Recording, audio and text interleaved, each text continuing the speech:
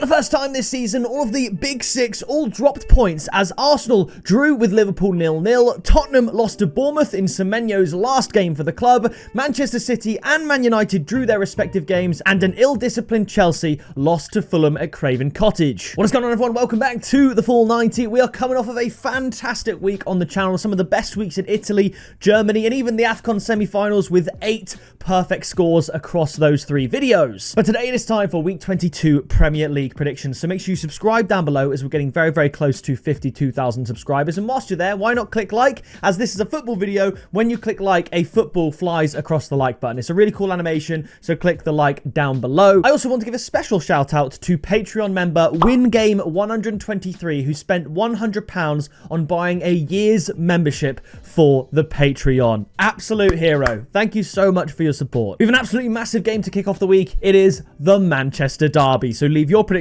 down in the comments below and let's get straight into it. So it is at Old Trafford this time. It's Manchester United up against Manchester City. City have been going on an extraordinary cup run. They beat Newcastle comfortably at St James's Park 2-0 in the first leg of the semi-final of the Carabao Cup, and they smashed League One Exeter City 10 goals to 1. Semenyo scoring in both of those fixtures. They're coming up against a Manchester United side who have had contrasting fortunes. Not only are they not in Europe or have any games like that, they are also now out of the Carabao Cup, of course, and the FA Cup after they lost to Brighton. Brighton, a team they have lost to every single year since I think at least 2020. Now, whilst Man United aren't at full strength due to some players being away from AFCON, notably just Mazraoui, who is playing, of course, for Morocco, but they will be boosted as Ahmad from Ivory Coast, who have obviously been eliminated before the semi-final, and Brian and Mbumo, who have been eliminated with Cameroon before the semi-final. They will be back in the squad. They're back in training. They should be available for this game. That is a massive boost to Manchester United. Both Ahmad and Mbumo had incredible tournaments at AFCON. Obviously, if your team makes the semi-final, you then have to stay until the end of the tournament, because even if you lose the semis, you play in the third place playoff. But that's not the case for Man United's probably biggest losses this season due to AFCON. Manchester City, although they are doing very well in all of the cup competitions, they are stuttering a little bit in the league, dropping points, drawing their last 3 games to Sunderland, Brighton. I can't even remember the other one off the top of my head. So this is going to be a very close game. It usually is the Manchester Derby, although we do have to remember that Man City played Man United already this season back in September at the Etihad and stomped them 3 goals to 0. I do think it is going to be closer this time, but although I think there is a general perception that Man United sort of have Man City's number and get some good results, I think that's only because of the FA Cup final. But out of the last 10 games, Man City do win most of the games against Manchester United, albeit at a lower rate than they do against most other teams. It's getting closer to sort of 60% rather than your Man City expected 70 or 80%. They still tend to beat Man United, and they need to get a statement win here to try and close the gap on Arsenal, who in theory have a much easier fixture this weekend against Nottingham Forest than City do in the Manchester Derby. Obviously, I'm an Arsenal fan. Arsenal fans will be watching this and hoping that Man United can do something and play well and actually get a win, but I just don't see it. I think Manchester City are going to win this one. I'm going to say 2-1, and the tip at very good odds, and I can see why they are this way, but it's Man City to win at 1.95. 1.95 odds suggests slightly lower than 50%, but as I've said, even in the last 10 meetings where you think Man United might have done okay against City, the odds of them winning in the league are still about 60% historically. So I think the odds are slightly too high, and that is why I'm going for that as the tip. Real quick, flashing up on your screen is everyone that is supporting me over on the Patreon. If you want a shout out in every single video, as well as access to exclusive members tips and accumulators, stake building challenges, giveaways, and direct messaging access to me, then please do click the Patreon link at the top of the description to check it out. Here are the winning hackers we had since the last Premier League video. I mean, there was a postponed fixture here, St Mirren in the Scottish League, but all the others still coming in. Bayer Leverkusen was also postponed against Hamburg. The win to 0, double, and Juventus win from Serie A, all looking good. You can pause and take a look there if you want. We also Senegal, Morocco to qualify for the AFCON final. Obviously, there was not hate in my comments, but a lot of people disagreeing with me. I saw a comment that said Senegal would definitely not win 1-0 like I predicted because of Salah and Marmoush. Senegal won 1-0, but most of my predictions were saying that Nigeria would qualify past Morocco. And yes, Morocco needed penalties, but Nigeria, I think they had one shot on goal in the 2 hours of football. Morocco looked more likely to go on and win that game. And these are all of the stake builder challenges that we've been doing over there. A new thing I started doing this year where I pick lower odds and try and sort of double your stake as we go. So yes, if you want access to all of that, please do click the Patreon link in the description. But we move on now to a London derby at Stamford Bridge. It is Chelsea up against Brentford. Now, obviously, Stamford Bridge just played host to a very exciting and scintillating Carabao Cup tie where Arsenal walked away 3-2 winners. Chelsea host Brentford, who are actually above them in the league. Now, this is a very interesting one. Chelsea, like I said at the start of the video, very ill-disciplined. Another red card. It just keeps happening. They face a Brentford side who will not fear Chelsea at all. I think Brentford can cause Chelsea a lot of problems. I think they could potentially score from a set piece. I was very, very close to going for a draw, and I believe the last meeting between these two teams was a 2-2 draw, but that was at the G-Tech Community Stadium. I'm going to go for Chelsea to win 2-1, and that was actually the same scoreline the last time these two teams met at Stamford Bridge. And I think where Brentford are obviously above Chelsea in the league, I think Chelsea are going to go even harder for the win because they're only 2 points behind, so a win takes Chelsea above Brentford, which ultimately is where Chelsea should hope to be. Regardless of where anyone else finishes, Chelsea should be finishing above Brentford, who are having a wonderful season. The tip is going to be over 2.5 goals at odds of 1.61. I thought about both teams to score, but we could see a 3-0 Chelsea. We could see a shock 3-0 to Brentford. Ultimately, I just think it's going to be an open game with lots of goals, so I'm going for over 2.5 goals. After this, we travel to Elland Road for Leeds up against Fulham. Both of these teams are in decent form. Fulham obviously beating Chelsea as we spoke about earlier. Leeds, they're doing well. They are doing well. They sort of turned it around when there were murmurings of Farke potentially getting sacked. He then got some really big results against some very good teams, drawing against the likes of Liverpool, of course. So both are in decent form, and Fulham are weaker away from home than they are at home. However, they have won the last 4 games they've played against Leeds. So I'm finding this quite difficult to call, and I think I'm going to sit on the fence and say it'll be another draw for Leeds. I'm going to go for a 1-1 draw. The tip, however, is both teams to score at odds of 1.8.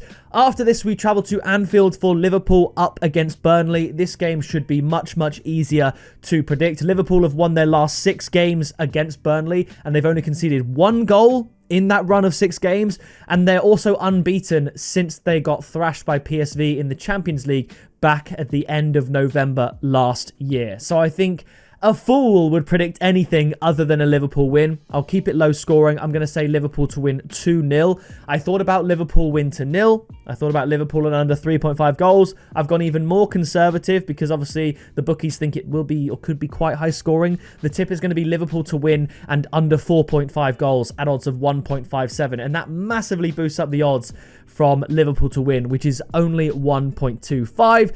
After this, we travel to the Stadium of Light for Sunderland up against Crystal Palace. Now, both teams are in pretty poor form, but Sunderland, they are winless, not counting penalties, of course, where they beat Everton. They're winless since their win over Newcastle, which was hardly inspiring. It was that Voltemada bullet own goal, but Palace are winless in even longer than that and look to be on their last legs, especially after they served up the most shocking result in FA Cup history, losing to Macclesfield. I think it's the first time that the current holders of the competition have lost to a non-league side since 1908, and I believe that was Crystal Palace getting the win back then, but it is the first time ever that a team this far apart in the football pyramid has basically, these far apart have been knocked out. So there has never been a 6th tier or lower team knock out a Premier League side in the FA Cup. Now, I know Macclesfield are better than a sort of 6th tier team in the sense they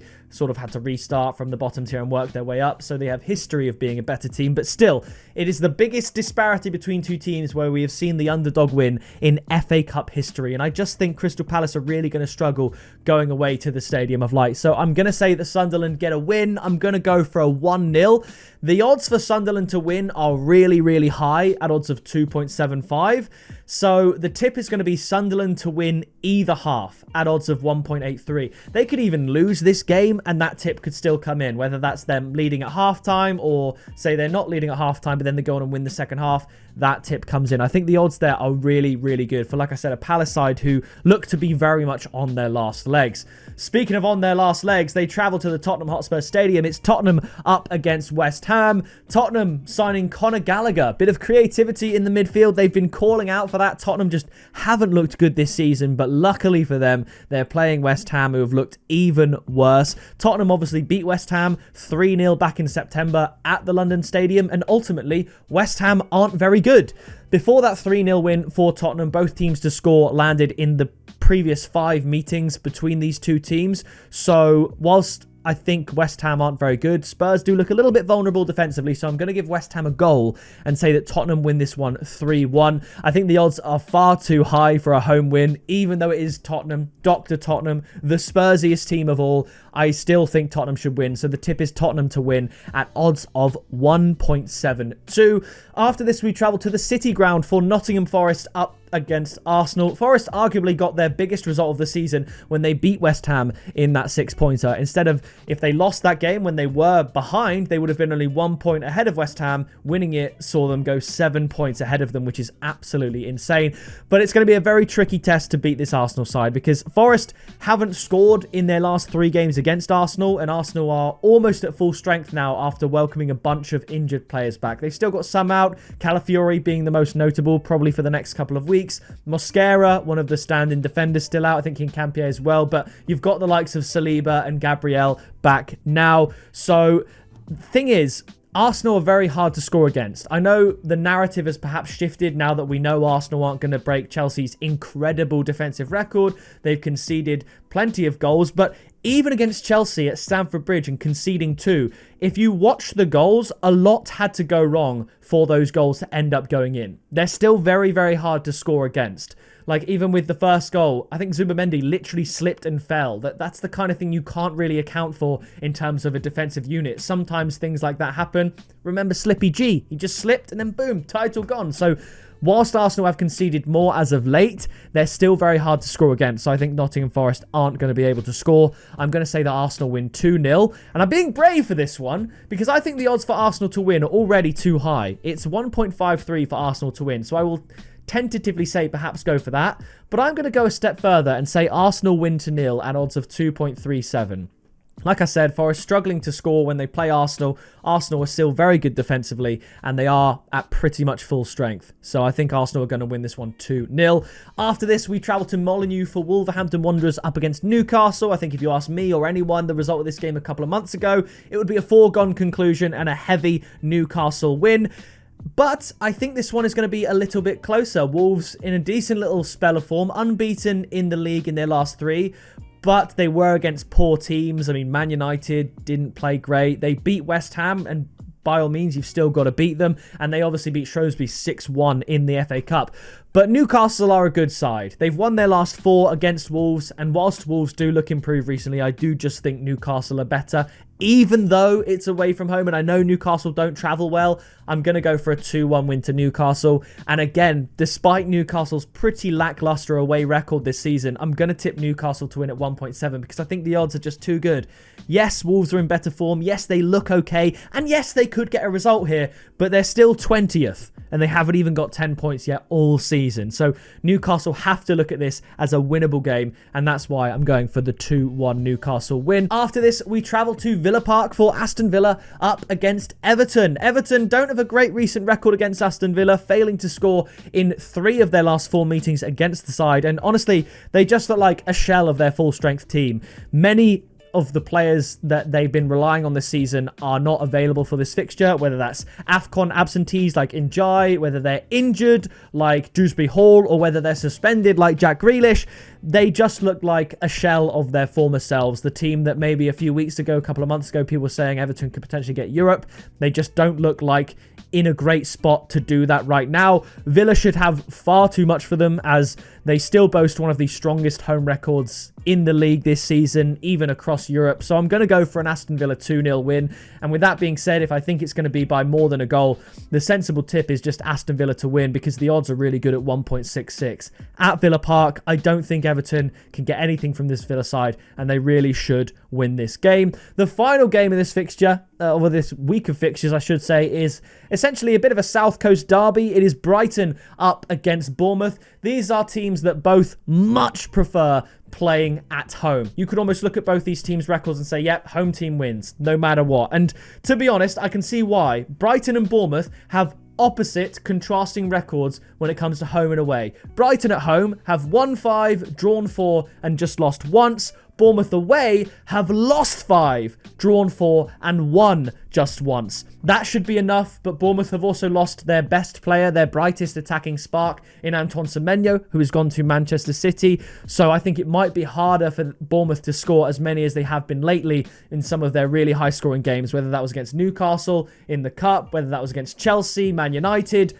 I don't think it's going to be as easy for them. So I'm going to go for a Brighton 2-1 win. I still think they could potentially get 1 goal, and maybe a Brighton win isn't a foregone conclusion. So the tip is going to be both teams to score at 1.5. But I do think there is a lot of value on Brighton to win at 1.85. Ultimately, I think Bournemouth are going to struggle. Will probably settle in around about 15th, 14th in the league this season, which, given they were second place at one point at the end of a game week, is pretty unfortunate. But they've just fallen off the cliff. Obviously, they're going to survive because the teams below them are just so much worse. But I think it could be a bleak end to the season for Bournemouth. But that is going to do it for the Week 22 Premier League predictions. My goodness, it felt like there were a lot of words in this episode. Please do leave your predictions down in the comments below. Make sure you drop a like and subscribe. As I said, we're closing in on 52,000 subscribers. That is going to do it from me, and I will see you in the next video very soon.